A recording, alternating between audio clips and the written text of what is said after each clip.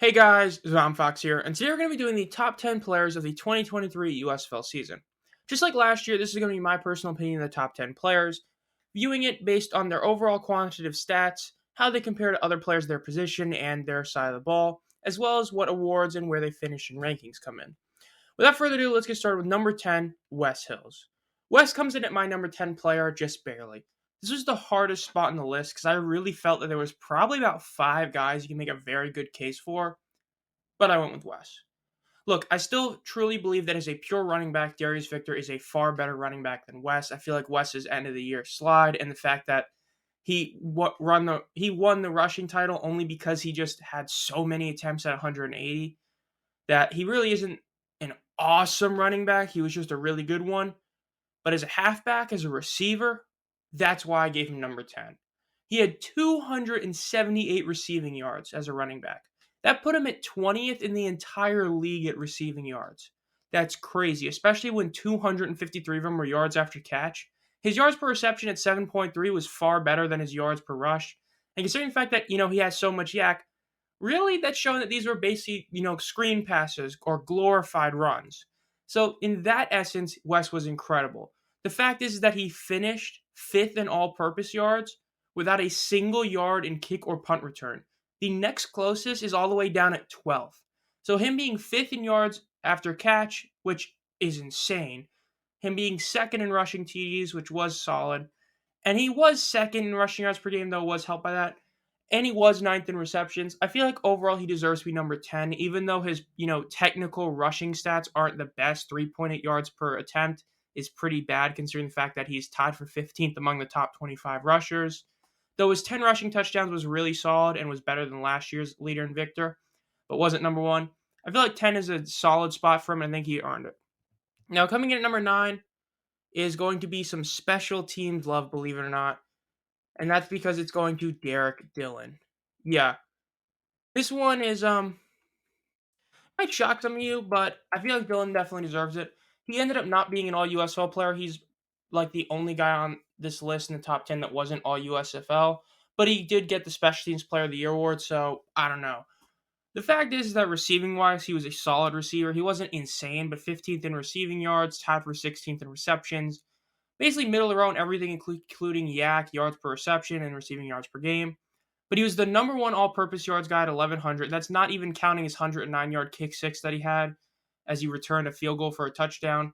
And he was third in kick return yards as well. The fact is he had two separate return TDs. He had his kick return touchdown and his kick six. I feel like he definitely deserves to be on this list in the top 10 because he was the best player on that Showboats team. And he was arguably the most important reason to why they ended up, staying alive in the playoff race as long as they did.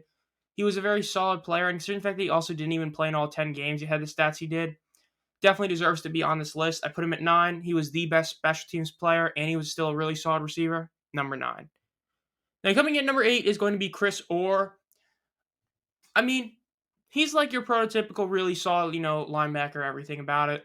Third in tackles, fourth in solo tackles. He's only one of 3 players that had 2.5 or more sacks and was in the top 25 in tackles, which that's pretty crazy. He was tied 6th in TFLs, and he was an all-USFL linebacker. To put it simply, I feel like he definitely deserves this spot. We'll get to it, when the top 50 list comes out for the top 15 and top 10 and all that for the USFL official list. But I feel like Chris Orr definitely got a short end of the stick. He was in the DPOY conversation for a while, and it wasn't until the last couple weeks when the Generals kept falling off that he basically got out of the conversation. He was the third best linebacker during the season for basically the whole year, at least to me, and I feel like to a lot of people. It's just that he wasn't insanely flashy. He didn't have a ton of forced fumble or interceptions, but he was great at getting those TFLs and sacks, which is why I have him at 8. He's a very solid linebacker, though he wasn't as good as the top 2 guys. I still think he was the 4th best defensive player in the league this year, so I've got him at number 8. Highest ranking general on the list as well. Then coming in at number 7 is going to be Breeland Speaks. Yeah, Breeland Speaks ends up coming in at number 7 for me. He's very similar to Wes, but to a lesser extent of where he also kind of did fall off a bit at the end of the year. At the beginning, it looked like he was going to be the second coming of Chris Odom and being this insanely dominant force. He wasn't. Chris Odom I had as the number 1 player last year. Speaks was a step back, but not in a, he was just not nearly as good. he was still really great. 9 sacks was still the league lead by a decent amount. He had the most tackles of any player that had 3 or more sacks at 53, which for a rusher is pretty great. He was tied third in forced fumbles. He was the first in sacks. He was tied second in sack yards. He was tied in eighth for TFLs at 6, and he was an all USFL defensive end. And even though in the postseason game he wasn't, getting sacks, he still did have 4 total tackles, which is still pretty decent for his position. Speaks was insanely dominant early on and was in the DPOY conversation. But basically, once we got to about, week 6 or 7, it was clear that Gidno was the best player on that defense. But Speaks was still a very, very, very solid player and deserves to be on this list. And for me, he's at number 7. And coming in number 6 is going to be Corey Coleman, the highest ranking star on this list, and the only receiver on this list as well. Look, I feel like he definitely deserves this spot. First in receiving yards, he had 94 more than second place. That's a huge difference.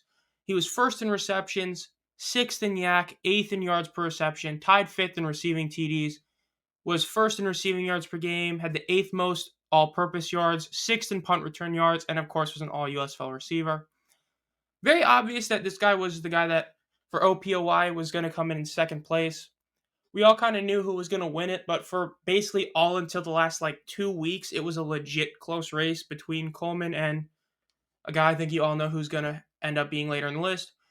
But I'm going to keep him down here at 6. I feel like you have the top 2 linebackers are better than him. And then I feel you have the obvious number 1 and better offensive player. 6 is nothing to scoff at. I just think that he isn't good enough to be in that highest of high tier.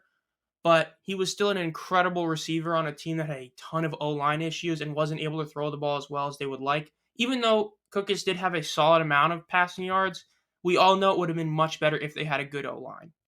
Coming at number 5 is going to be McLeod Bethel-Thompson. I think he deserves top 5. I really do. Look, I know that on the all USFL top, or the top 50 USFL players, he doesn't even make the top 10, but I think he deserves number 5. Look, I think that when you're looking at the Breakers, he was the best player on the Breakers. I really do. I don't think there's anyone better than him. When you look at what he did passing-wise, first in passing yards, second in completion percentage, third in yards per pass, third in TDs, first in passing yards per game, third in passer rating, and though he was tied 4th in interceptions and 3rd in sacks taken, they did throw the ball a lot. He had 336 passing attempts, and the fact is he was the number 1 passer in terms of yardage, and I feel like when you have 2,400 yards in 10 games compared to what we saw last year, I feel like he definitely deserves to be up there. It was very obvious that he would have probably won MVP if it wasn't for Alex Magoo having his insane season. And I don't know. I feel like MBT deserves to be number 5. I do feel like he's the best breaker on the team. I feel like this is one of those where if you took out Wes Hills, it would affect the team less than if you took out MBT. I truly do believe that, and that's why I have MBT all the way up here at 5. I think that the top 50 really just slighted him a lot because of the playoff game, which admittedly, I'm not even showing you the stats. He was not good in the playoff game.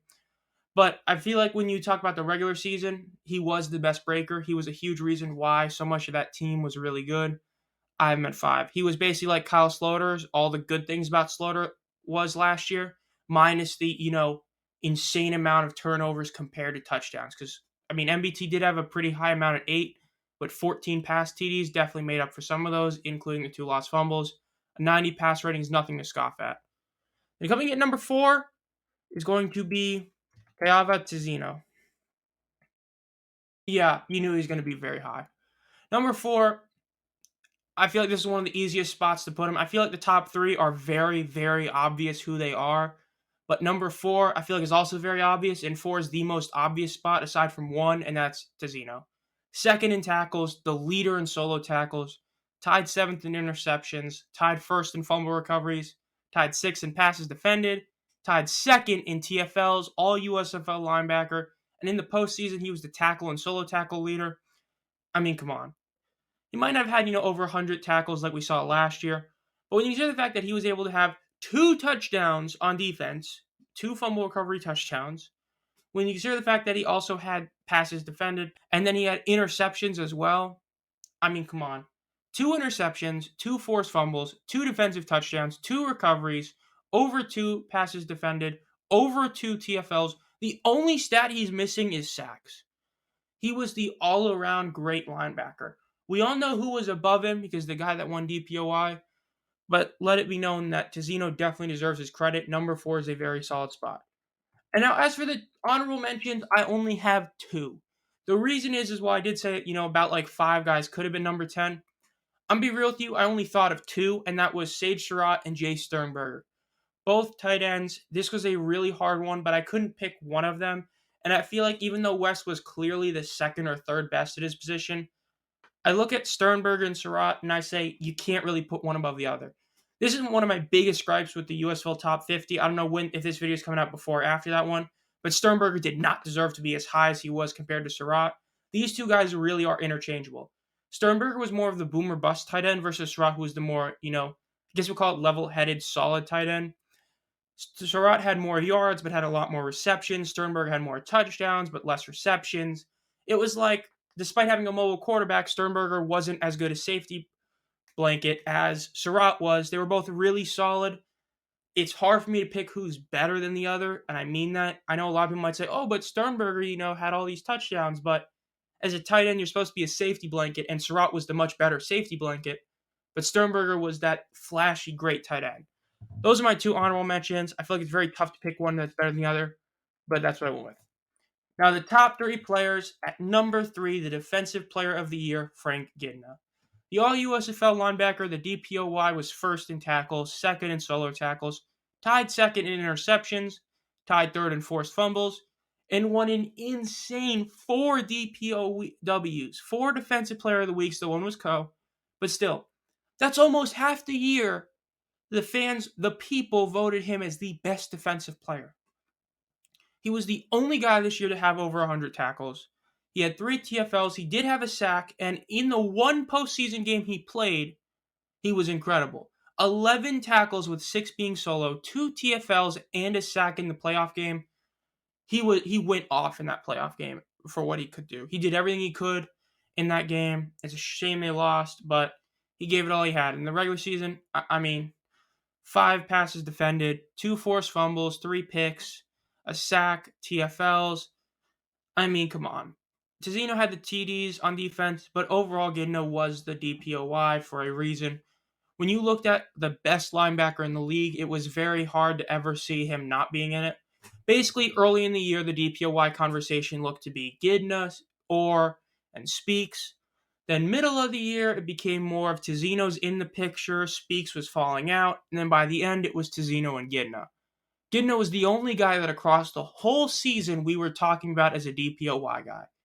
Frank Gidna is the number 3 best player of the 2023 season. Then number 2, Mark Thompson, the OPOY. Come on. I feel this is pretty obvious. I'm a Panthers fan. I love Gidna, but dude, Mark Thompson was insane this year.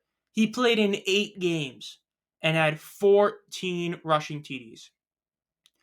That number competed with guys from the OG USFL.